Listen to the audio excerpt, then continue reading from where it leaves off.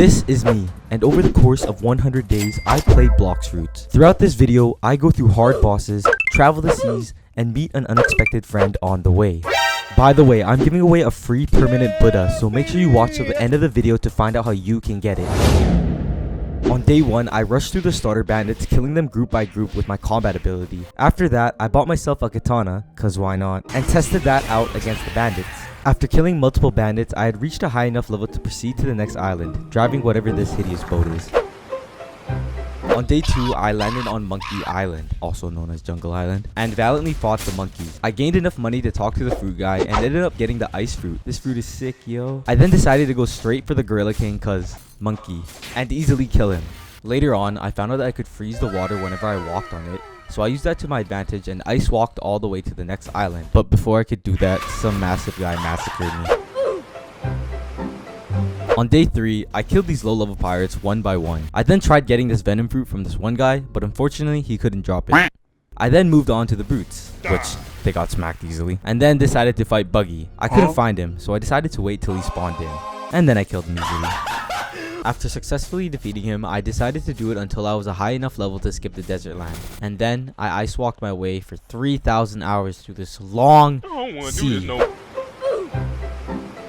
On the frozen island, I was presented with fodder snow bandits, which I straight up ran through. After completing multiple quests, I decided to explore the island and found this mysterious cave. Inside the cave was a homeless looking dude called the ability teacher. He taught air jump, hockey, and flash step, so I bought them all, except I was too broke for flash step, so I had to complete more quests before buying it. These abilities gave me a huge advantage in battle, especially against these angry snowmen which walked funny. The snowmen were an easy bunch to defeat, and after cycling through them, this dude got mad at me and wanted to 1v1 me because I was stealing all the snowman kills. But after I had reached level 105, I went against the yeti, and that didn't go so well. After discovering his fight pattern, I easily grinded him out to reach a high enough level to get to the next island.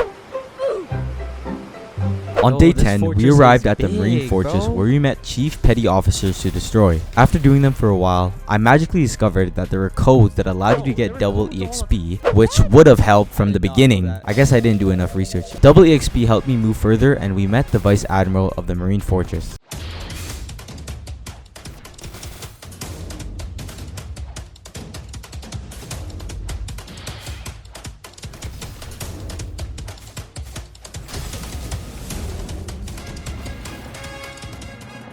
Oh yeah! His drop was a nice whitebeard cape, which I really wanted. And you could seriously, instinctively, genuinely, undoubtedly know that I wanted it. And I did get it on my like 400th try. I got it! Not really. I'm not gonna lie.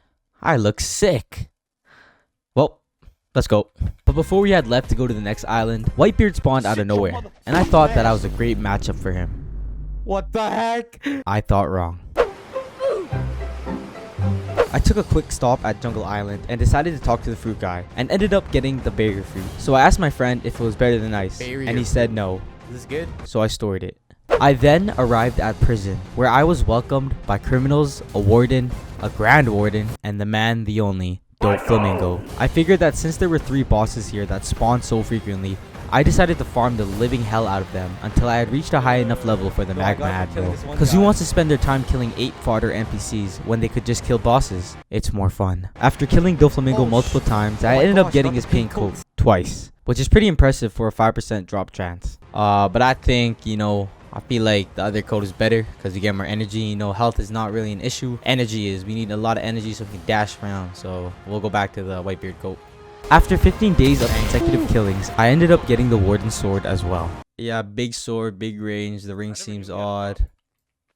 What the heck? This sword is big, bro.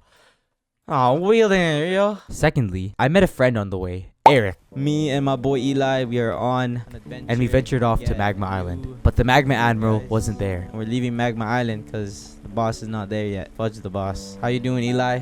I'm feeling like nope, can't say that. I'm feeling good. So we went to the Jungle Island to spin for our Blox routes, but I ended up getting a bad one. So we traveled back, and finally, Sakazuki was there, also known as the Magma Admiral. We didn't waste our time on those simple NPCs outside of the volcano, and just decided to grind out the Magma Admiral together. Since we both had the ice fruit, we found out a strategy that easily killed the bosses without having them touch us or use a move. It was OP. We had used this strategy all the way until we had a high enough level. Here's us killing Sakazuki multiple times. Wait, oh. Oh, he's slapping me, he's slapping me. He died? Kill him, I died. Like, here's us actually killing There we him. go. Alright, I'm freezing him now. Your turn. Oh my gosh. Bro, we actually put them in a box. Look Oh at my that. god. Oh my Oh. god. Oh.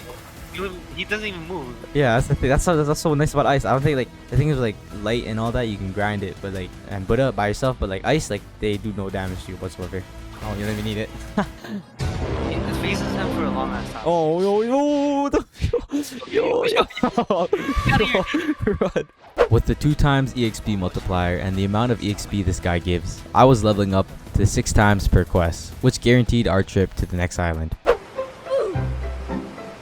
With us reaching day 60, me and Eric had traveled to the underwater city. We thought the giant boat would be sucked inside the whirlpool, but we had to park it outside of it and just dive in by ourselves. And just like that, we had arrived at Bikini Bottom, where we went straight to the Fisherman Lord. We found him in this ancient building where we decided to use the same strategy we used against Sakazuki. We thought he was easier than the Magma Admiral because his health dropped way too fast. But what we didn't know is that he still had a second form. But still, that didn't matter as he got bopped easily. From here, we just server hopped and did the same strategy until a friend of mine told me that Buddha was in stock, so we rushed to get it. But before we did, I stopped at the Blox fruits guy once more to see what fruit I got, and fortunately I got light, which I ended up giving to Eric and keeping the Buddha because another friend of mine told me Wait, it was good. right now too. Wait, really? Yeah. How much was it? 2 million, 2.8 mil. Okay, I was about to say because I'm not gonna be able to reach that. Kill What does this do? Stop Oh my gosh! Look at me. Oh my god. I'm big. How do I fight? Oh, I have to attack with a different weapon. What is impact? Yeah. That is sick, yo. After buying Buddha, I thought the moves were pretty lame because I had to use either combat or a sword and the moves had a long wind-up time. But my friend told me to focus out the melee stat, and so I resetted my stats and put them into melee and defense, for health of course. And surprisingly, I was doing tons of damage and hitting enemies at a long range. So long that they couldn't even hit me back unless they have a move that propels them forward. Buddha is basically a cheat code, and it's my favorite fruit so far, and I've only used 2. We were kind of getting tired of the repetitive killings of bosses, so my friend Mosey, who was level 2400, jeez, get a life, helped us by using 1 move and the boss would already be at his second form.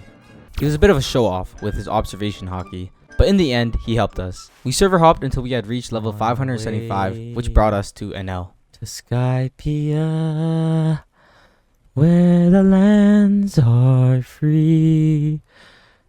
Okay, okay, okay. Mosey left randomly, but I'm still gonna put him in the boat, cause why not? When we arrived, we were met with a huge staircase leading to all the Sky Islands. Eric was lucky to have light, as all he had to do was use light flight, or whatever that move is called, and make his way up there. I, however, had to take the long route and walk up these never-ending stairs. NL was at the highest Sky Island, and it took me a while to find out how to get there since it was impossible for me to jump and dash there. The entrance was in the middle Sky Island, and I had finally made my way up there. We were searching the temple for NL, not knowing where he was. The bot killed me in here. Oh, should we get the switch soft servers?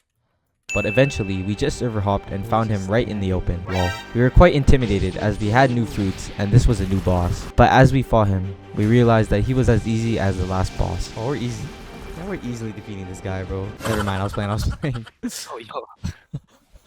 That one move. There we go. There was no difference whatsoever. I kept plummeting him from a range, while Eric had did some strikes as well. After killing NL multiple times, I wanted to do some more damage while using combat, but I couldn't find a way apart from increasing the melee stat, until I found an NPC by the name The Mad Scientist.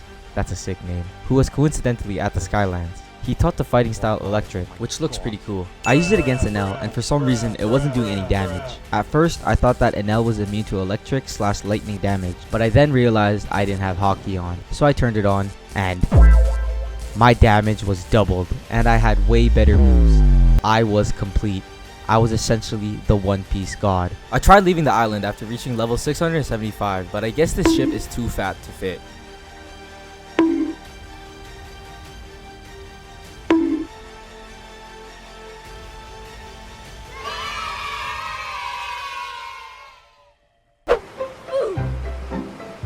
Having reached the final island, my friends left me and I was back to being a lonely grinder.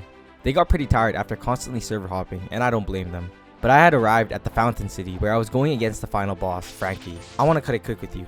I went straight for him because I wanted this challenge to be over already. It was a fierce battle. He was a bit stronger than I know, but in the end, he succumbed to my Buddha power and died. After that, I had felt complete. That I had spent 100 days in Blox routes, consistently grinding, server hopping, doing the same thing forever. But it was indeed a fun grind. Thank you all for watching, and this is how you can win a permanent Buddha. For a chance to win permanent Buddha, all you have to do is 5 simple steps. First, like this video. Second, subscribe if you haven't already. Third, turn on notifications. Fourth, comment down below your favorite part of the video. And 5, join the Discord. Just as simple as that, and you might have a chance of winning this permanent Buddha, which you should really get. Thank you guys so much for watching, and I hope you guys have a great one. Peace out.